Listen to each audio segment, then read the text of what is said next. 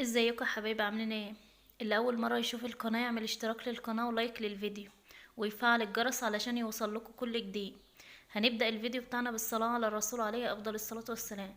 تعالوا بقى نشوف هنعمل ايه النهارده. انا النهارده كنت محتاره على الغدا، وعملت النهارده صينيه بطاطس وشويه رز بشعريه. فقلت لازم أنا اصور معاكم النهارده، لان مش اي طبخه لازم نعمل معاها لحمه او فراخ او كده.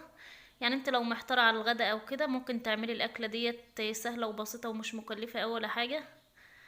اكل ناس بسيطه وغلابه على قدنا كده. المهم تعالوا بقى نشوف هنعمل ايه النهارده. جبت انا بصلتين كده، قشرتهم وغسلتهم وقطعتهم لشرايح زي ما انتوا شايفين كده، التقطيعه زي ما تحبي.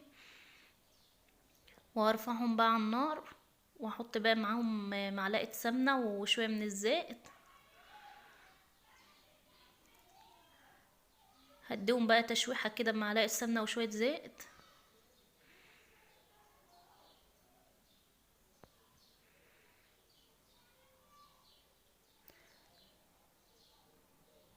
اول بس كده اما يتبلوا هنزل عليهم بقى بفصين توم كده متقطعين، وقرن فلفل حامي. انت اللي بقى لو مش حابة الحامي ممكن تستبدليه او ببارد. لو مش حابة فلفل خالص بلاش خالص. هسيبها بس لحد ما تدبل معايا كده.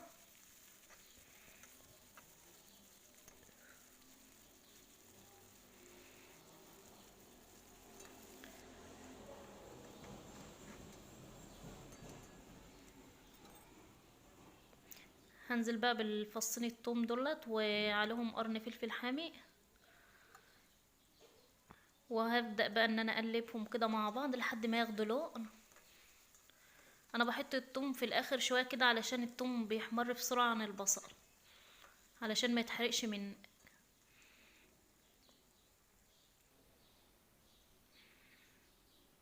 انا هكون بقى محضرة عصير طماطم، ضرباه كده في الخلاط، وهكون مصفياه ومحضراه.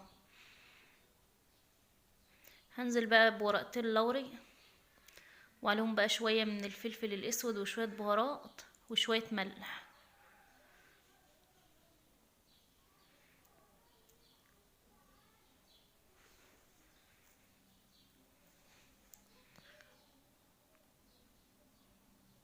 هما بدأوا ياخدوا لون معايا اهوت. هنزل بقى بعصير الطماطم.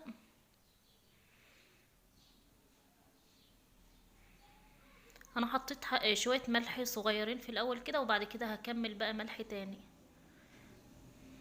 انا كنت هنا مقشرة البطاطس ومقطعاها حلقان كده، وحطها بشوية مية بملح. هنا بقى انا كنت سبتها تتسبك، خلاص هي كده اتسبكت معايا شوية. هكمل بقى ملح وفلفل. انا كنت حاطه لها شويه صغيرين من الفلفل وشويه صغيرين من الملح، فانا هكمل بقى ملح وفلفل ومعلقه من الصلصه. انا كنت حاطه لها شويه برضو من البهارات في الاول. انت لو عندك مرقه دجاج حطي، او عندك شويه شوربه في التلاجة او كده حطيهم. انا ما كانش عندي شوربه ولا حاجه، فانا حطيت شويه بهارات وورق لورا. تعالوا بقى نشوف انا هعمل ايه. انا مقشره شويه من التوم، ومعايا فلفل حامي وفلفل بارد. هعمل الخلطة دي بقى للبتنجان. دي حشو بقى للبتنجان، هضربه بقى في الكبة. وانا نزلت بقى بالبتنجان كده في الزيت، هدحرجه كده وهقلبه يمين وشمال لحد ما يطرى معايا على نار هادية.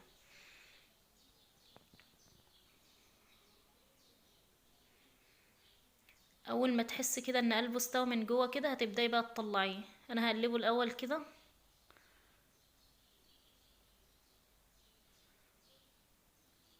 هو خلاص كده كان استوى معايا، هطلع بقى من الزيت. هسيبه بقى لحد هنا ما يبرق. هضيف بقى للحشوة بتاعتي ديت ملح وكمون وكزبرة ناشفة. هسيبه بقى لحد ما يبرد، وبعد كده هبقى احشيه. وعصرة ليمونة ولو شوية خل بقى معاك. هنا خلاص كانت الصلصة بتاعتي بتاعت البطاطس دي اتسبكت اهيت. هبدأ بقى ان انا انزل بالبطاطس.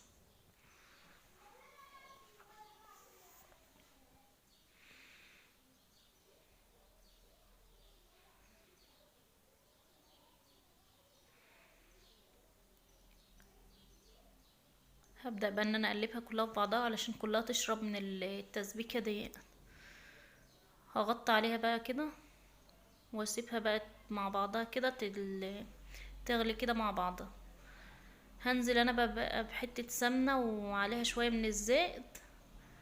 هحمر بقى الشعرية وهكون غاسلة الرز بقى جنب كده وحطاه يتصفى.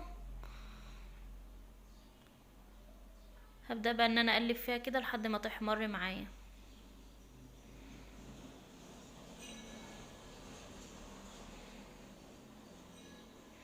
انا والله ما كنت ناوية اصور الفيديو ده ولا اي حاجة، بس انا قلت اصوره. ممكن اي حد يكون محتار كده على الغدا زيي فيقوم يعمل الاكلة دي. اكيد كلنا ستات بيوت وعارفين حيرة الاكل بتاعت كل يوم، فمش كل يوم بقى نعمل لحمة وسمك وفراخ.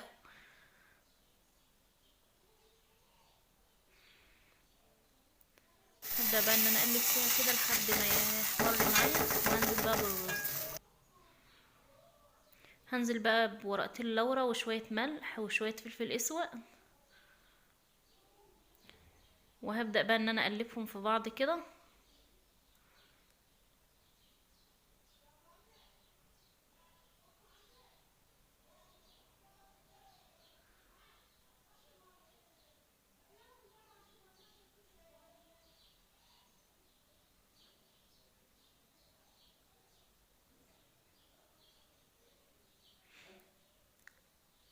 هديها كده تشويحة كده مع بعض بيديها طعم كويس، الفلفل مع الورق اللورا مع الملح.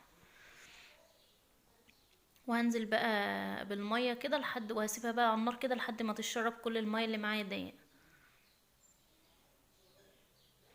هنا بقى كان البتنجان برد معايا. هبدأ بقى ان انا احشي بالحشوة دي.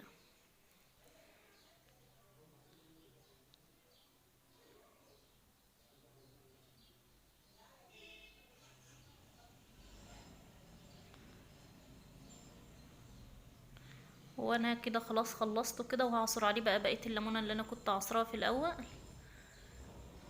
هنا بقى كانت البطاطس معايا استوت يجي نص سوا كده او اكتر. فانا بقى هدخلها الفرن تاخد وش. وهنا برضو المية بتاعت الرز كانت اتشربت معايا كلها. هبدأ بقى ان انا هديله النار واسيبه بقى على نار هادية. يا رب يكون عجبكم الفيديو واستفدتوا منه حبايب قلبي. لايك واشتراك للقناة وفعلوا الجرس علشان يوصل لكم كل جديد في رعاية الله.